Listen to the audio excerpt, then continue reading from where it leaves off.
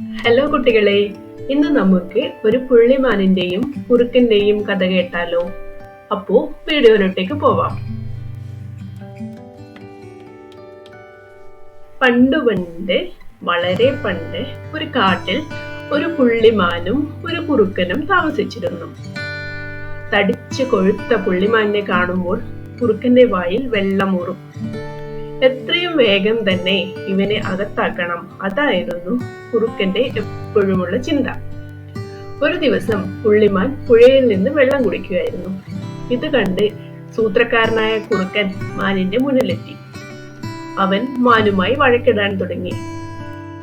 ഇത് എന്റെ പുഴയാണ്, ഇതിലെ വെള്ളം എനിക്ക് മാത്രമുള്ളതാണ്. അതിനാൽ നീ കുടിച്ച വെള്ളം ഈ പുഴയിൽ തന്നെ തിരിച്ചു നൽകണം, കുറുക്കൻ ആവശ്യപ്പെട്ടു. ബുദ്ധിമാനായ പുള്ളിമാനിന് കാര്യം മനസ്സിലായി. അവൻ പറഞ്ഞു, നീ പറഞ്ഞത് ശരിയാണ്. നിന്റെ പുഴയിലെ വെള്ളം ഞാൻ കുടിക്കാൻ പാടില്ലായിരുന്നു. എന്തു ചെയ്യാം, ഇപ്പോൾ കുടിച്ചുപോയില്ലേ. നീ ഒരു കാര്യം ചെയ്യൂ, എന്റെ കാലിന്റെ മുകളിലുള്ള ഒരു കഷ്ണം ഇറച്ചി നീ കടിച്ചെടുത്തോളൂ. കുറുക്കന് സന്തോഷമായി. വളരെ കാലമായി ആഗ്രഹിക്കുന്നു ഇവന്റെ ഇറച്ചി. അവൻ വേഗം ചെന്ന് പുള്ളിമാന്റെ പിറകിലത്തെ കാലിന്റെ മുകൾ ഭാഗം കടിക്കാൻ ഒരുങ്ങി. ഉടൻ തന്നെ പുള്ളിമാൻ കാല് മുടക്കി ഒറ്റ ചവിട്ട്.